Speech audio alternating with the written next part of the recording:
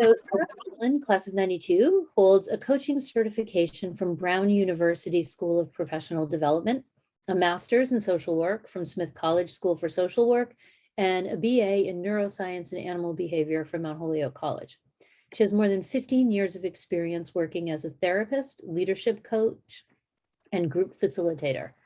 In addition, she's trained in Brene Brown's Dare to Lead methodology. As a consultant and leadership coach, she has worked with public schools, nonprofits, and medical institutions to help them understand their pain points, reflect on change that was necessary, and build and execute a comprehensive plan to address that change. When she's not working as a coach, she is working on her small farm in Western Massachusetts and parenting her two young children. Sarah, thank you for your time tonight. We're looking forward to spending the next hour with you. Thank you so much, Jill. I appreciate it. Thank you, Karina.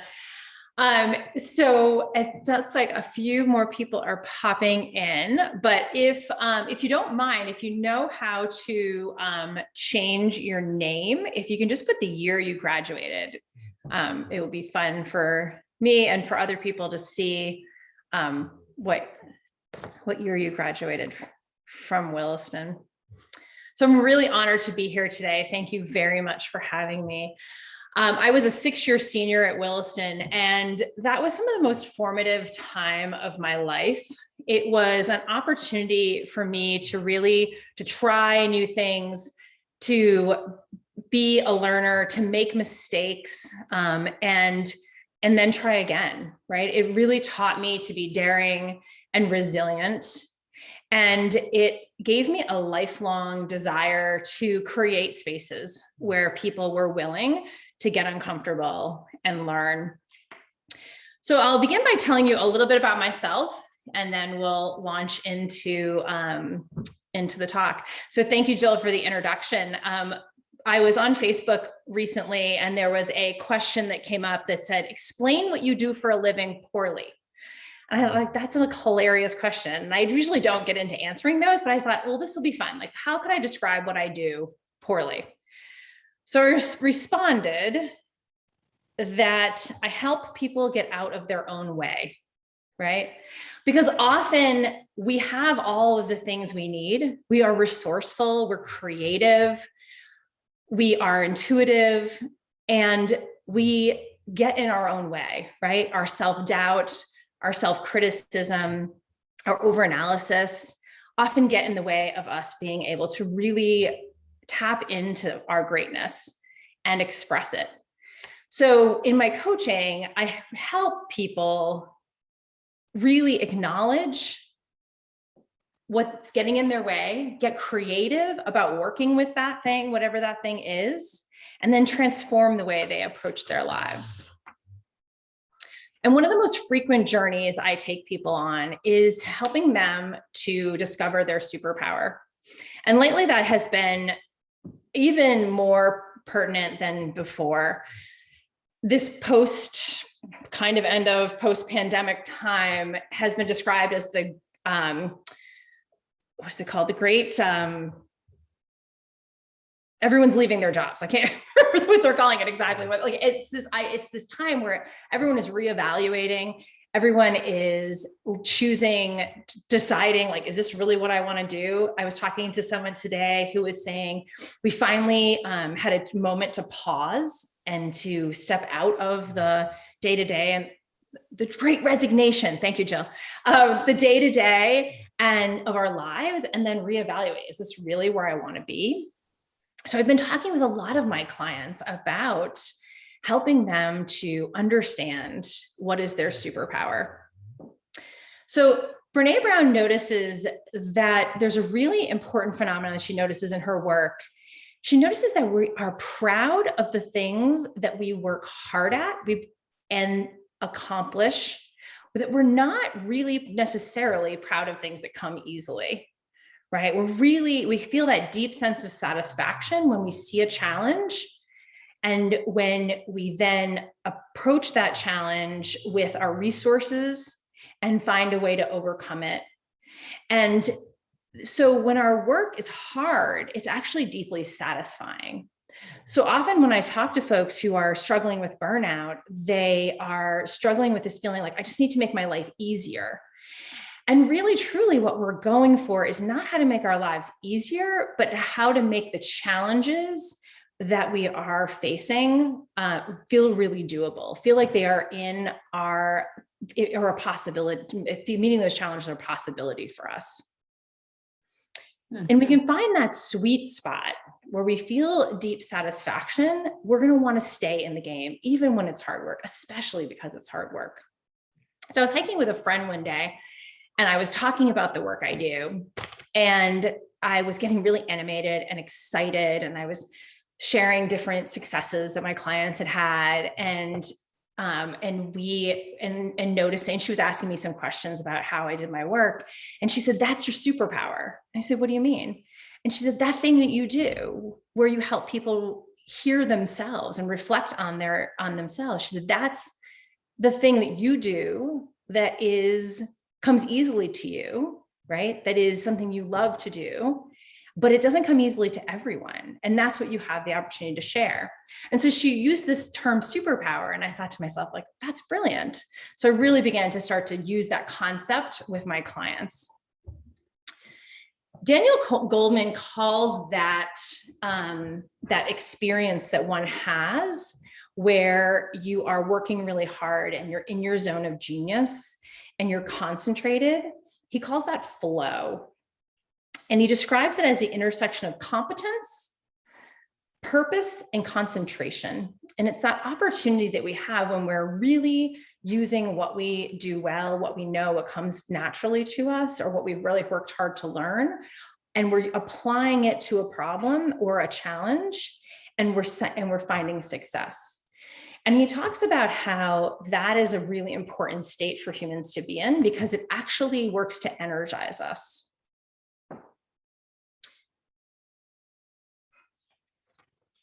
So this idea of the superpower, the superhero story, I find so interesting because it is an opportunity when we watch a superhero movie, right?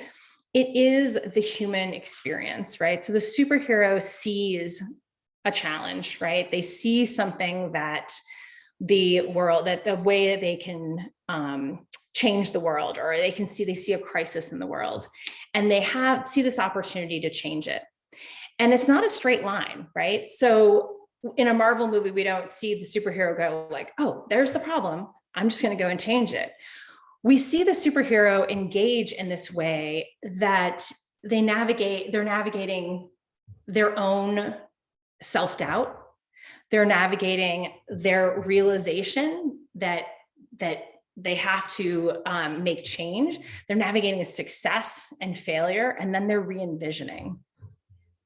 So there's no straight line between knowing what we do well and knowing the change we want to make in the world and how to get from here to there.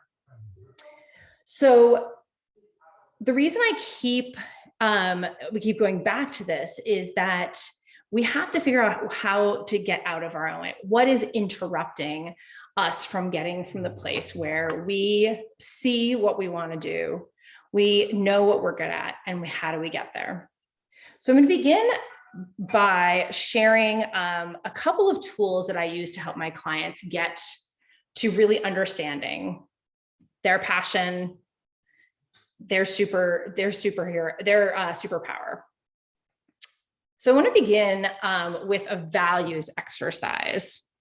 So you should have a handout that has a list of values on it. And this is Brené's list of values. And there are a lot of different ones on the internet. It's not, this one isn't, particularly special. I just appreciate what is on this list. And it's an opportunity to look and to begin to understand what's important to us. So our values are the thing that we operate from. It's the place that we make decisions from. It is the place that when we are met with a question or a curiosity, or we have to make a choice, our values are what help us make those choices. And they are often, if we haven't named them, right, they are not understood, we're still using values to make those choices. So an interesting example that I use, I was with my longtime partner. We've been together for 25 years, and we were doing a workshop together, and we did this values exercise. And at the end, he was describing his values, and he said, one of my values is efficiency. And I had this moment where I thought to myself, oh my God, that's absolutely right. I had no idea that that was one of his values, but it made like 25 years of our relationship like come into focus. All of these decisions that he had made, ways that he moved through the world, began to make sense to me, because this was something that was really important to him. So of course, that was how he was going to make decisions. That was how he was going to choose to spend his time. That was how he was even going to choose to like how we were going to get from here to there in a car, right? How we were going to set up our day. And so it helped me to take those moments where I was either confused by his behavior or even sometimes really annoyed by his behavior, and it made sense, right? So when we began to engage again, and I saw him doing something that didn't really make sense to me because, that's not one of my values, then I could understand and have a great deal of compassion for him. So understanding our values can really illuminate for us why we make the decisions we make. And it can also help us understand how to make decisions going forward. Because what we know from the research is that if we are living into our values, if we are truly making decisions based on what's important to us, we feel in alignment with those values. And even if the decisions are really hard, they feel right. We've all had that experience where we've grappled with something, we've made a decision, and in hindsight, we know it was the right decision. Even if it's upset people, even if it's not the most popular decision. And we have also had the experience of making decisions and regretting them because they weren't in alignment with our values. We may feel frustration if we're not in alignment with our values. We may feel significantly depleted if we're not in alignment with our values. So being able to name those values and to understand how much we are living into them in any moment, because that's going to vary over time, is really helpful. I was recently having to make a difficult decision about a work opportunity, right? And with the pandemic, we're all in this funny place where work is, especially as an independent contractor, work is like coming and going. I don't always know when the next opportunity is going to come along. And I had an opportunity for a pretty lucrative engagement. And I had to say to myself, is this going to align with my values? And when I really sat down and thought about it, it didn't, right? It wasn't heading in the direction where I wanted my business to go. It wasn't working with the people that I wanted to be working with. And it didn't growth is one of my values, and it didn't really align with my value of growth. And so I had to say no, because what I know is in the past, when I've said yes to these things, it never feels good, right? I dread doing the work. I don't feel like the work I'm doing is good work. I will sometimes even procrastinate or avoid the project. And so I know that for me, it has to align with those values in order to be something I say yes to.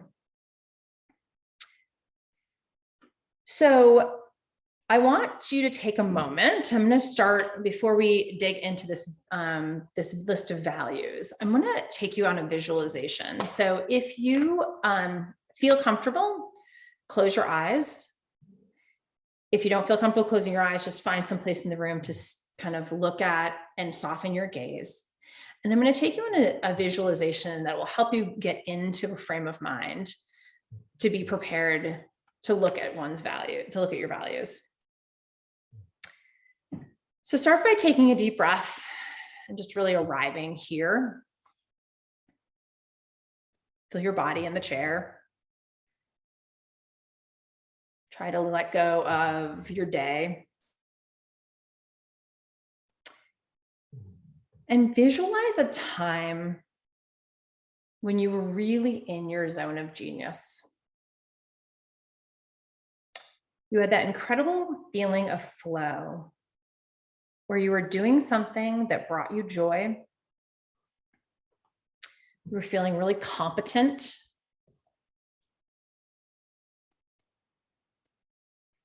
You were making an impact.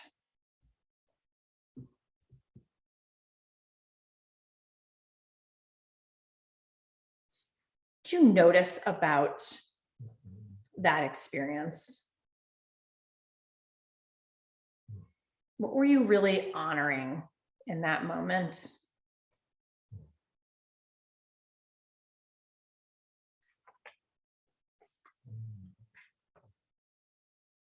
What was happening for you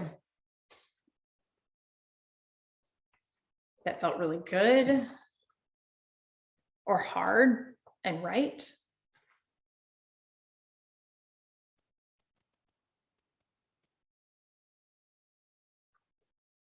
And what was important to you that you were honoring at that time?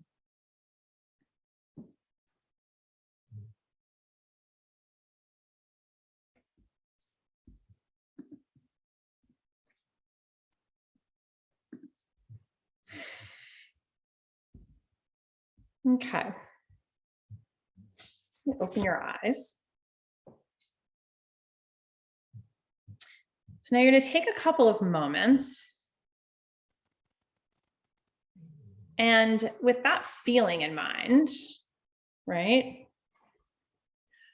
I want you to go through this list of values and choose 8.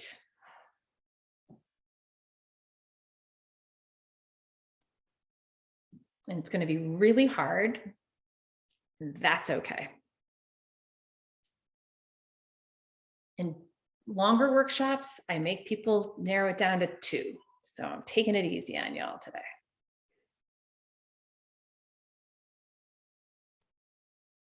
Feel free to start. I'm going to give you about 3 or 4 minutes to do that. Feel free to start with, start with a lot more than 8 and narrow down. And Sarah, just confirming that are these in order of priority of value, or just eight values, any values? 8 things that are that you feel like are values of yours. Okay.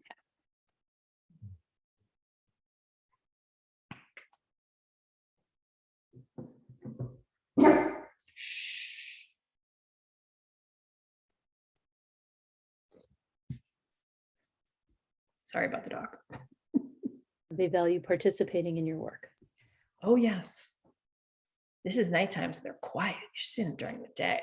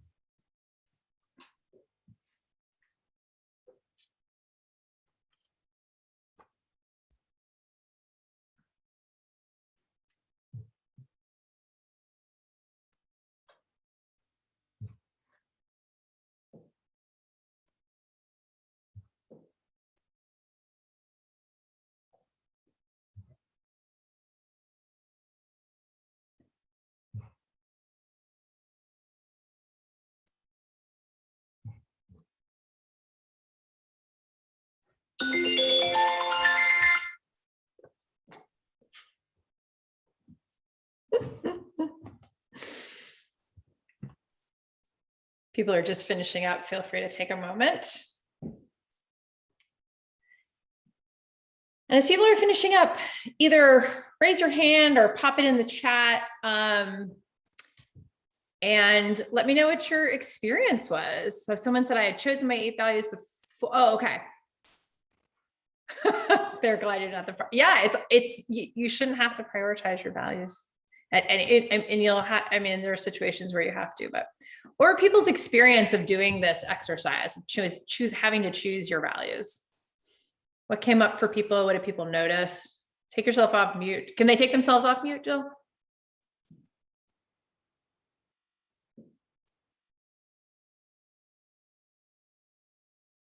Yeah. Okay. So people can take themselves off mute, or either that or pop something in the chat. Mm-hmm.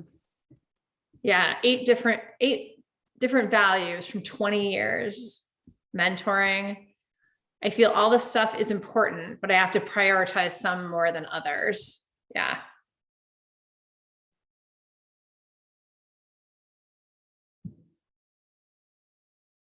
Anybody else?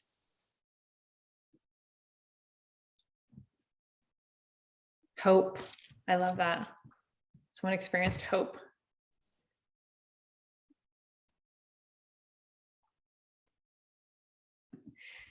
So the first time I did this exercise, it was really hard for me because what I noticed was that growth was a really important value of mine, right? Like I am someone who is a lifelong learner. And if I'm not learning, like growing and learning, I just begin to feel like just this vibration of stagnation. Like it is a really hard thing for me to tolerate. So growth and learning is something that's super important. I also have this feeling like there's so much for me to know that if I don't keep learning, I'm going to miss something. Right. So it's really, really important to me. And when my kids were young, especially, family was a huge, family has always been a value of mine, but especially when I became a mom and had young kids. And what I noticed is that sometimes those felt like they were in conflict with one another. I think someone had written in the chat about prioritizing them. It's hard to prioritize them.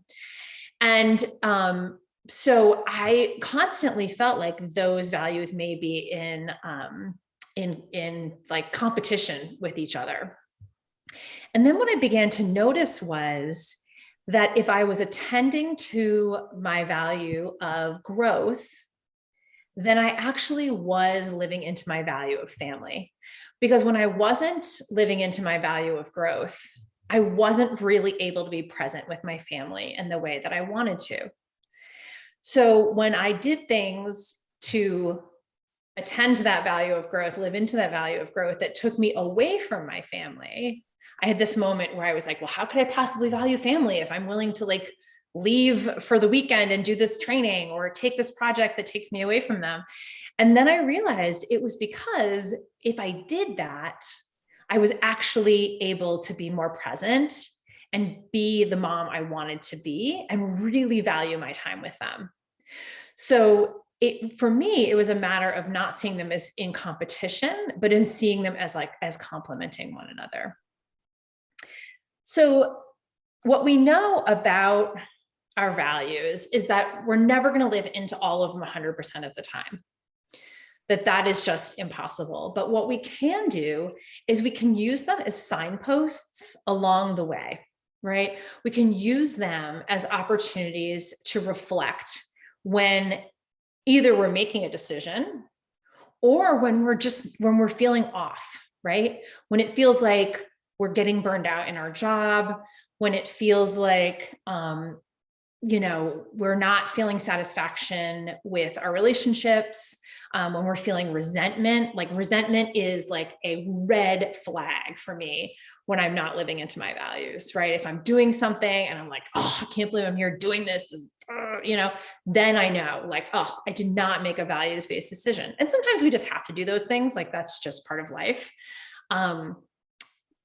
And when we are consistently not living into our values, or one of our values is being really significantly ignored, it's going to start to show up in our bodies. It's going to start to show up in our attitude. It's going to start to show up in our energy level, right? It's much, I know when I'm dreading getting going on a Monday, right? That there's something I need to check in with.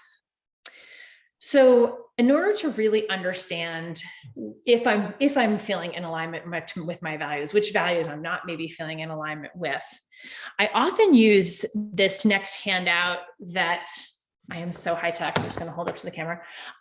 This values wheel, right? So there's one like this that should be a blank that you all have, which is the next one. And I use this with my clients to help them really identify what's off, right? So around the circle, there are 8 pieces of pie, so to speak, and you're going to write your values at the top of each piece of pie, going around the circle.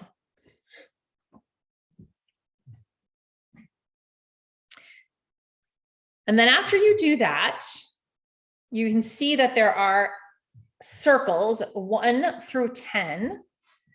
And you're just going to put a little dot where you feel like you are living into that value 1 to 10.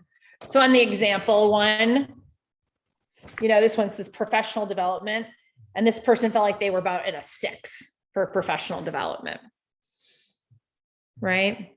Health was about a 5, right? So just go around the circle and for yourself, put a dot 1 to 10, how much you're living into that value. Obviously 10 being the most, 1 being the least.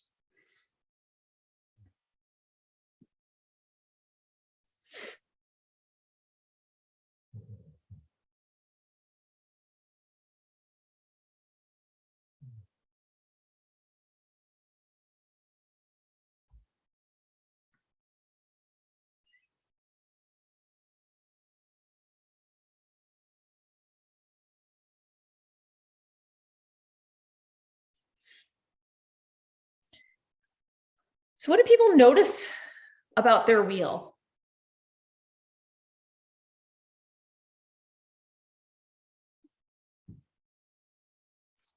Feel free to either unmute or pop it in the chat. What are people noticing about their wheel?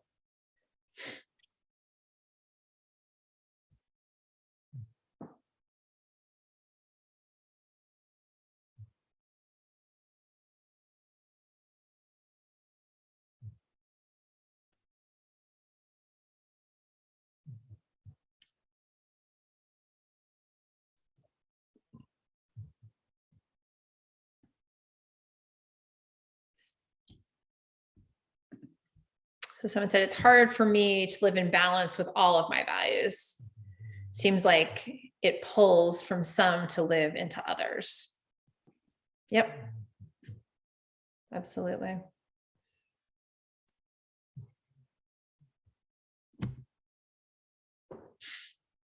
For me, I noticed the first time I did this, that the ones that were where I was able to honor with outward energy, right? Like energy toward others, were like closer to 8 or 9s. And the ones that required me to put energy into myself were lower. Not easy to decide which is most important, which is more important. Yeah.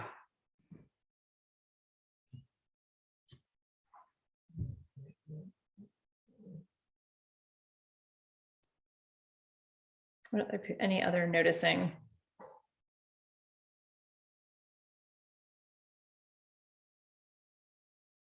Was anyone surprised? Oops, I had one more that just popped up.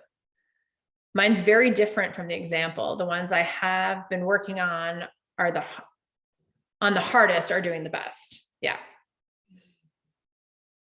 Yeah, that's often what I find too, is like the ones I'm like really focusing attention on, I'm like, oh, I'm living right into those. And then the ones that I've kind of forgotten about or have kind of fallen on, to the wayside. Some people find it helpful to narrow down their values. So instead of 8, they choose 4, right? So it depends on the individual. Someone else says success varies widely from value to value. Yeah, absolutely. And again, this is not about perfection. This is not about having everything at a 10.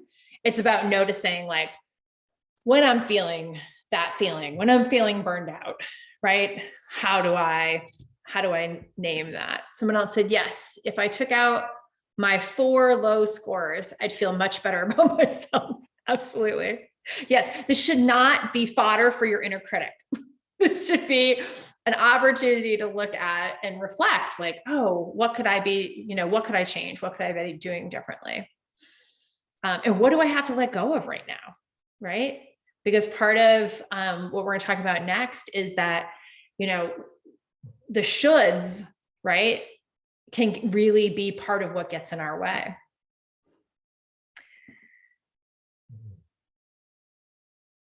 So when we're out of alignment and we're feeling the disease, this is a great exercise to go back to just notice. I was working with a professional, medical professional the other day, who was feeling a tremendous amount of burnout. And this person was having a hard time imagining how to set boundaries, right? They had been given the advice, like, you just need to set boundaries. You need to delegate more, right? Just like easier said than done. And they couldn't figure out where was the right place to set boundaries. And so we did a values exercise, and it gave this person the opportunity to notice that then when they set boundaries that aligned with their values, it was much easier, right? They didn't worry nearly as much about what other people would say, how other people would feel about the boundaries. It felt like really natural and the right thing to do. And so once they were able to name, this is something that's really important to me, for them, being observant of their religion was really important. And so they were able to set a boundary around taking time for honoring and observing their religious beliefs. And there was very little conflict about that for them, where other boundaries were harder to set because they didn't see how they were in alignment with their values. So that's another way of really using this to notice where you can set boundaries. So the next concept I want to talk about is our inner critic, or our self-limiting beliefs. That's the voice inside of our head that says we should have, you're not good enough, you never, right? It's the place where we are our own worst enemy. We would never talk to a friend or a loved one the way our inner critic talks to us. It gets us off course.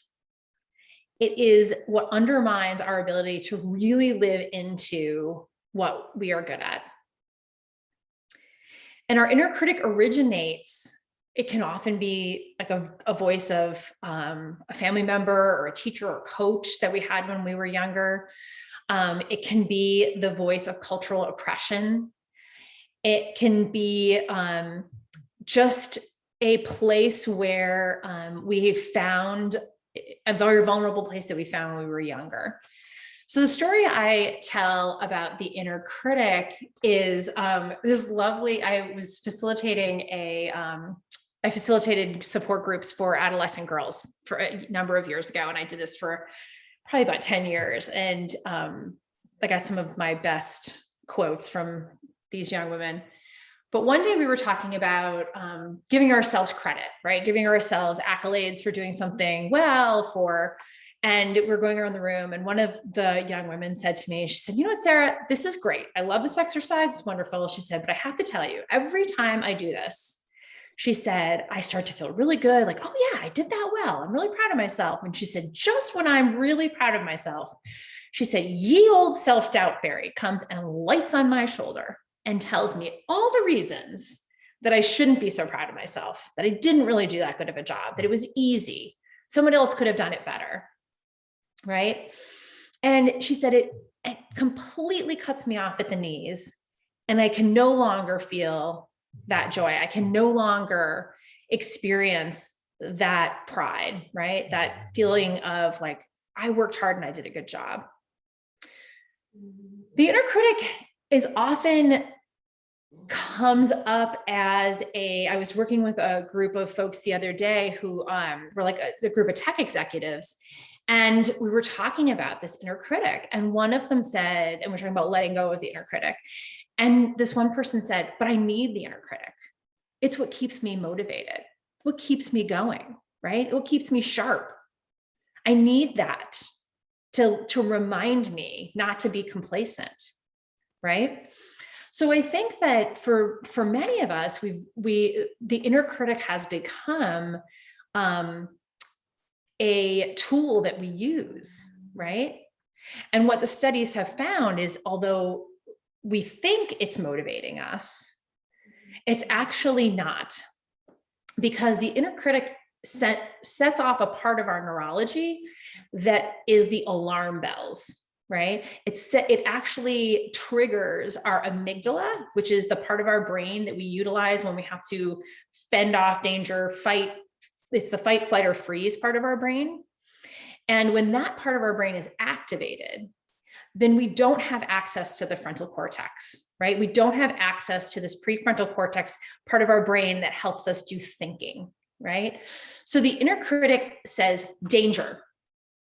And then we don't have access to the part of our brain that's actually going to let us live into our genius, to really have access to those superpowers. So the inner critic is trying to be protective, right? It's trying to take care of us, but in many ways it can get in our way. Does anyone have any questions about inner critic or reflections on inner critic before I go on? Okay. So the other story I tell about inner critic is to demonstrate like where it can often come from and how at one point it can be useful to us. So I am a late diagnosed dyslexic, right? So I got through all 6 years at Williston. I got through a year and a half at Mount Holyoke, academically rather successful. And then I hit a wall. And luckily there was someone in my life who could identify that wall as something other than laziness or too much partying or whatever. And I got this diagnosis, right? And it helped me understand my brain and how it worked in an incredible way. And it was a huge gift, but it took years. And to this day, the inner critic, my inner critic sounds like they're going to know you're not smart enough. They're going to find you out. If you don't work twice as hard as everyone else, they're going to figure it out. Because what got me through 6 years of Williston into Mount Holyoke through that time was that voice in my head created a motivation for me to work twice as hard, right? To find workarounds, to be resourceful. So for a time, it served me until I hit the wall. And now when it comes up for me, it doesn't serve me. And so I had to have a conversation with it. And this is where we have to tap into compassion for our inner critic. Often when I talk to clients about their inner critic, they will say, like, we will begin to have a conversation with us. Say, what do you want to say to your inner critic? And they will say to me, oh, I want to tell that inner critic to go away. I don't want to see it. And what I encourage them to do is actually have compassion for their inner critic, to help look at their inner critic and understand where it served them, right? What it's trying to do to protect them, and help them have that compassionate conversation where they get to say to their inner critic, I mean, the phrase I use is, you can have a place on the bus, but you can't drive, right? You can be here and I understand your purpose, but you don't get to direct everything. So the next worksheet that you have is, it has my logo at the top and it says Inner Critic there. So what I want to do is take you through an exercise that's going to help you to really identify that inner critic when it's coming up. So take a moment and answer the question. When you're being self-critical, right? When you hear that voice of the inner critic, what is it most often saying to you? What is the phrase maybe, or some words that come up when you think about that inner critic?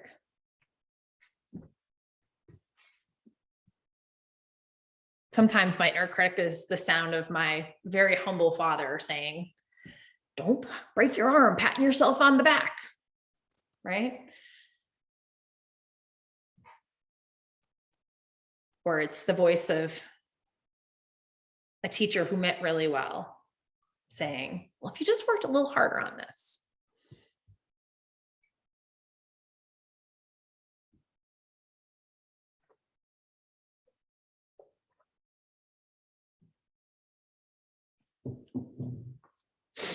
The next question is, when is your inner critic the loudest?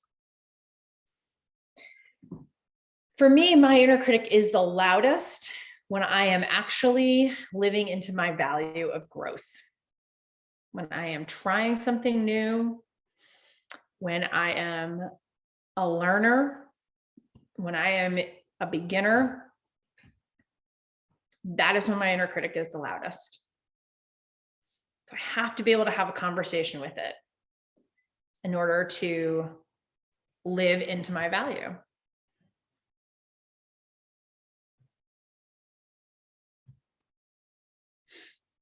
And how do you notice that your inner critic impacts you? If you're letting it drive the bus, how does it impact you?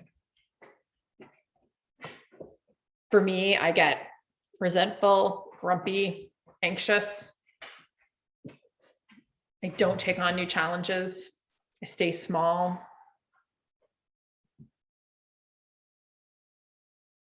How does it impact you?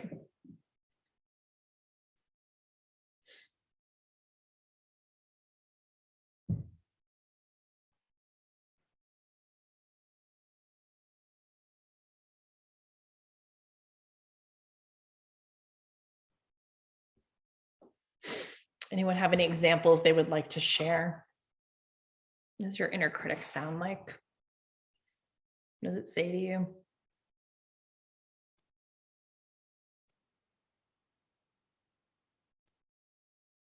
This is a tough one. This is like a really vulnerable place. It's a place we all like to hide.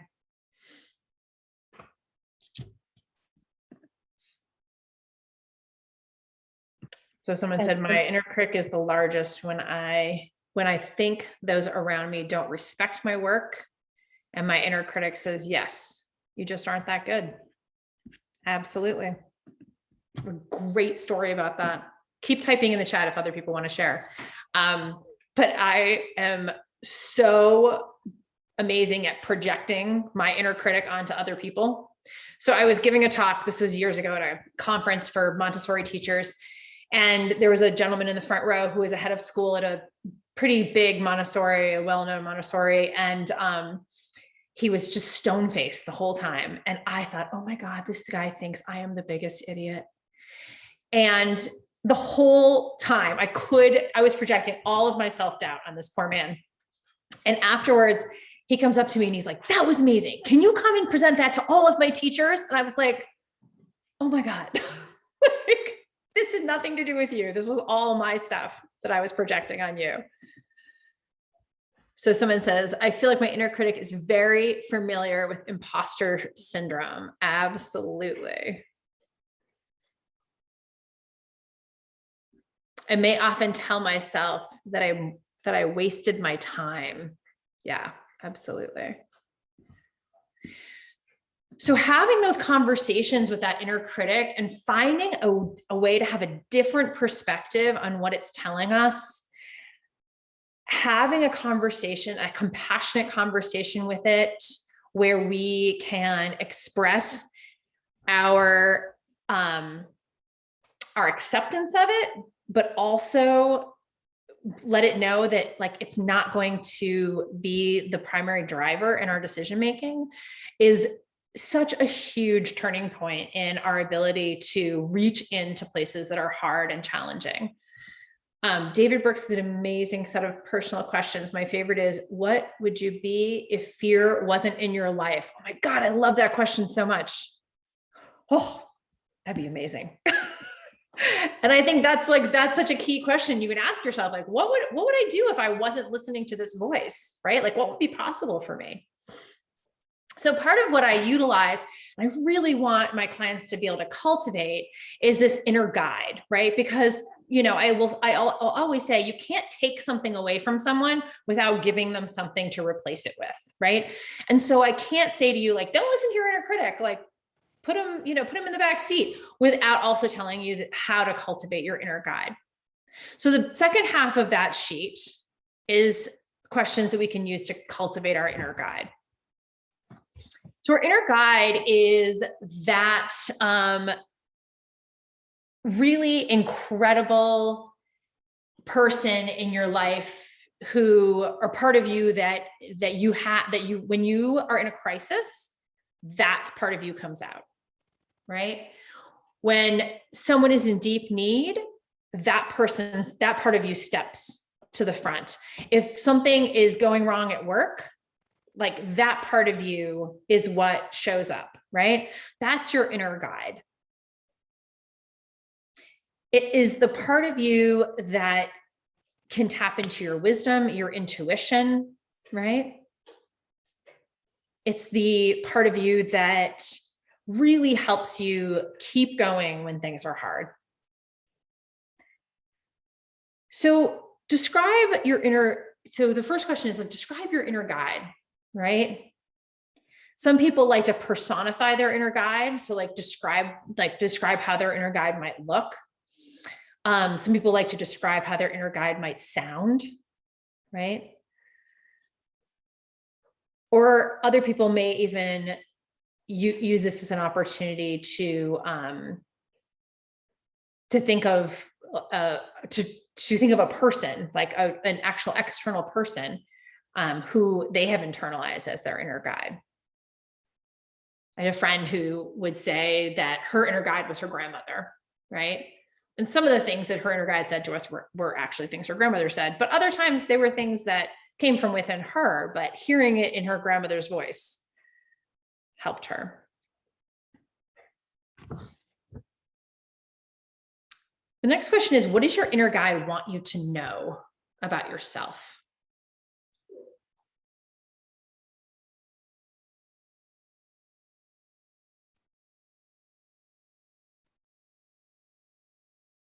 Some of the things that my inner guide tries to remind me of is that people are forgiving and compassionate.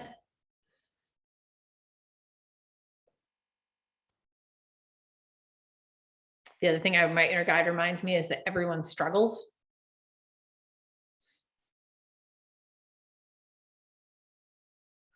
And then the last question is, what would your inner guide like to say to your inner critic? Right? So when that inner critic is saying to me, people are going to find out that you're not that smart. What my inner guide likes to say to my inner critic is that your brand of wisdom is actually what people need right now.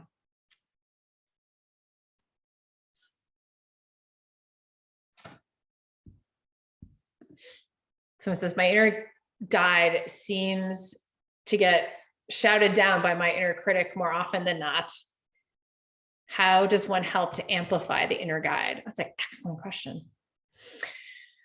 So I think that part of the way I encourage my clients, and I do it for myself, to amplify our inner guide is to really create a persona, right? To really dig down into these questions and visualize that kind, and sometimes it doesn't need to be a person outside of us.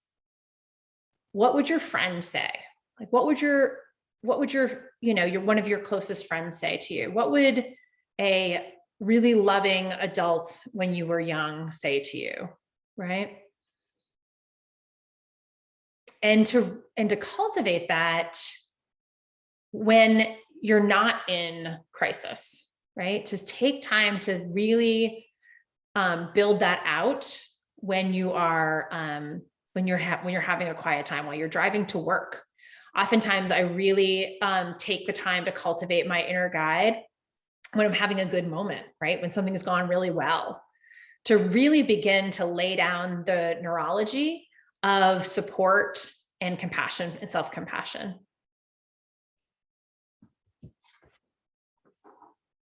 Any other questions? Okay, we're going to get to the last part of our conversation today, which is finding our purpose. Now that we understand what's important to us, we've learned how we can clear some of the obstacles and get in touch with our wisdom, we can begin to clarify our purpose. And your purpose is going to change over time and over the course of your life, and you're going to keep having the opportunity to re-envision it. My purpose has changed several times. I'm only 47, right? And I feel like how I see my purpose in the world has really shifted. So the last worksheet you have, it also has my logo on the top right, and it says purpose. And you're going to answer the following questions. The first is about what your passion is, right? What do you love to do?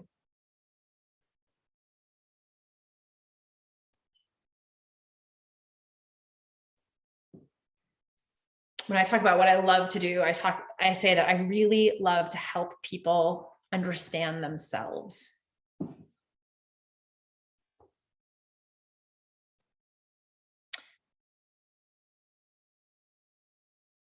Now I'm going to be kind of moving through these quickly because we're almost at time, but this is something you can really take time and slow down to do.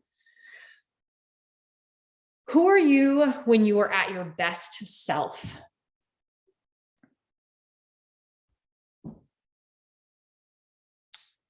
When I'm at my best, I'm grounded and focused.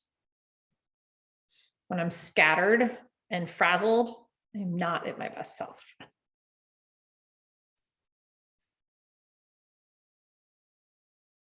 The next question is impact, right? What do you see that the world needs, right? I mean, I'm overwhelmed with what I see that the world needs, but what impact can I have, right? So I see as the world can use more compassion.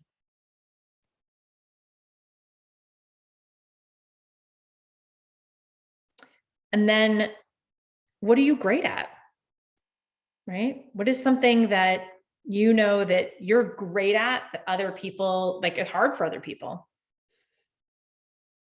That doesn't come easily for others. And when I wrote this, I said, I'm great at helping people see themselves and feel seen and heard.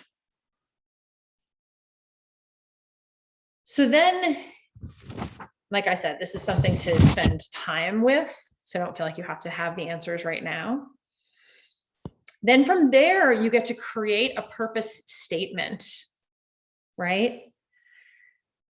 So my purpose statement is that my purpose statement is when I'm grounded and focused, I can help people feel seen and heard, allowing them to have more compassion for themselves and others.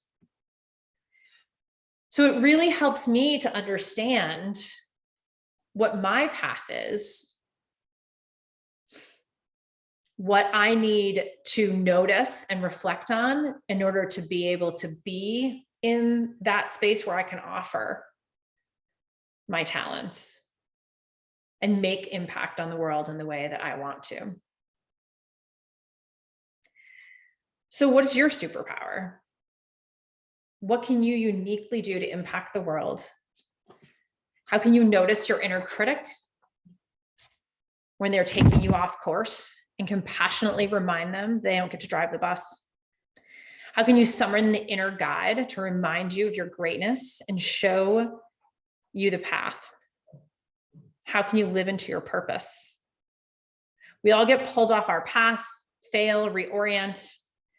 But if we can be aware and get creative, then we can transform. We can get back to where we need to be, if only for a few fleeting moments, because it's fleeting. We are 2 minutes over time, so I want to honor your time, but if people have questions, feel free to pop them in the chat or come off mute and ask me directly. Happy to hear voices. After an hour, you feel like you're just talking into the... And Sarah, thank you for that. I think what we'll do too, in case people want to have a little bit of conversation, is I will stop the recording. But before we do that, for the people who may watch this video after and who might want to get in touch with you to talk more about this, we will post your contact information, I think, alongside the video. But if there's anything else that you would want people to know, now's your chance to tell them. Thanks. So I work with people who are really passionate about what they do. A lot of my clients are in high burnout professions, and the work I do helps them stay in professions that they love or choose professions that are more suitable for them. And I'm available for individual coaching. I also do board work and group team facilitation. All right, thank you. And so thank you very much, Sarah, for your time tonight.